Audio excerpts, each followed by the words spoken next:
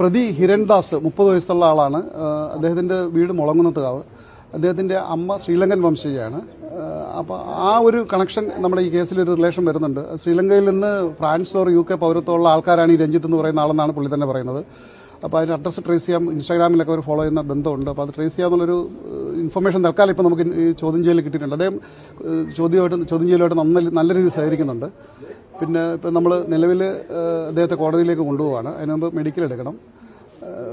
നല്ല രീതിയിൽ സഹകരിക്കുന്നുണ്ട്.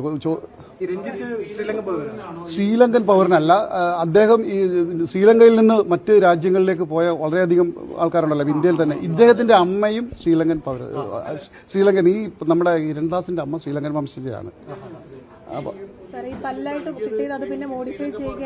അത് ഓൾട്രേഷൻ വരുത്തിയിട്ടുണ്ട്. അപ്പോൾ അത് നമുക്കിപ്പോൾ അതും അന്വേഷണത്തിന്റെ ഭാഗമായിട്ട് തൃശ്ശൂരുള്ള ഒരു സ്ഥലമാണ്, വിയ്യൂരിനടുത്തൊരു സ്ഥലത്താണ് ഒരു ജ്വല്ലറിയിലാണ് ചെയ്തിരിക്കുന്നത്. അപ്പോൾ അവിടെ ഇതിന്റെ അന്വേഷണത്തിന്റെ ഭാഗമായിട്ട് ഞങ്ങൾ കൊണ്ടുപോകുന്നുണ്ട്.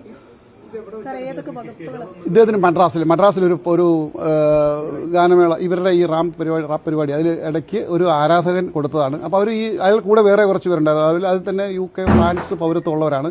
അത് ഇവരുടെ ഈ ശ്രീലങ്കൻ നിന്ന് ഇവർ സംസാരത്തിന്റെ ഭാഷയിൽ നിന്ന് കൂടുതൽ ഡീറ്റെയിൽ ആയിട്ട് സംസാരിച്ചപ്പോൾ ഫ്രാൻസ് ഓർ UK പൗരന്മാരാണ്.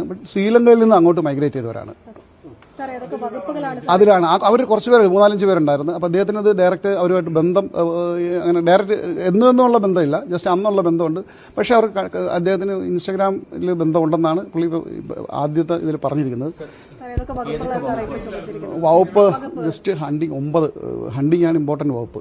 അതിൽ 3 to 7 years വരെ പണിഷ്മെന്റ് ഉണ്ട്, മാക്സിമം 7. പിന്നെ 25,000 അല്ലാതെ ഉള്ളത്. പിന്നെ ഈവൻ ഹണ്ടിങ്ങിന്റെ ഒരു പൊസിഷൻ ഇല്ലെങ്കിൽ ഉള്ളത് ഇല്ലിസിറ്റ് അനധികൃതമായി ഇത് കയ്യിൽ വെക്കുന്നത്, അതും കുറ്റകരമാണ്. ആ 2 കേസുകളാണ് ഇപ്പോൾ അദ്ദേഹത്തിന്റെ പേരിൽ മേജറായിട്ടുള്ളത്. പിന്നീടുള്ളത് ഗിഫ്റ്റ് എന്ന് പറയുന്ന അറിഞ്ഞോ അറിയാതെ വൈൽഡ് ലൈഫ് ആർട്ടിക്കിൾസ് ഒന്നും കൈവശം വെക്കാനായിട്ട് നിയമപരമായി അനുവദിക്കുന്നില്ല. അറിയാതെ പോലും അത് ചെയ്യാൻ പാടില്ല. അതാണ് ആ കുറ്റത്തിന്റെ ഒരു ഡെൻസിറ്റി അവിടെയാണ് വരുന്നത്. വേട്ടയാട് ഇയാൾക്ക് കൊടുത്തിരിക്കുന്ന ആൾ എങ്ങനെ കിട്ടിയെന്നുള്ള ഒരു പ്രൊവിഷൻ നമുക്ക് അറിയാൻ പറ്റുന്നില്ല. അത് ഫർദർ ഇൻവെസ്റ്റിഗേഷനിൽ വേട്ടയിൽ ഇയാൾക്ക് ബന്ധമില്ലെങ്കിൽ ഇയാളെ വേട്ട എന്നുള്ള പ്രശ്നം ഒഴിവാക്കി രഞ്ജിത്ത് എന്ന് പറയുന്ന ആളാണ്. അതിന്റെ ശരിക്കും അന്വേഷണം നടന്നുകൊണ്ടിരിക്കുമ്പോഴത്തേക്കും നമുക്ക് അതിന്റെ ഇടയിൽ ആ സ്റ്റേജ് നിലവിൽ ഹണ്ടിങ്ങിന്റെ പ്രശ്നമുണ്ട്. ഇല്ല, പുലിപ്പല്ലാണെന്നോ ഒറിജിനലാണോ ഒന്നും അദ്ദേഹത്തിന് അന്ന് അറിയില്ലെന്നാണ് പുള്ളി പറയുന്നത്. പ്രിലിമിനറി ഇൻവെസ്റ്റിഗേഷനിൽ പുലിപ്പല്ല് തന്നെയാണെന്ന് നമുക്ക് ഉത്തമ വിശ്വാസം വന്നിട്ടുണ്ട്. ഇനി ഇതിന്റെ ടെസ്റ്റിനും മറ്റു കാര്യങ്ങൾക്കുമായിട്ട് അയക്കും. അത് കോടതിയാണ്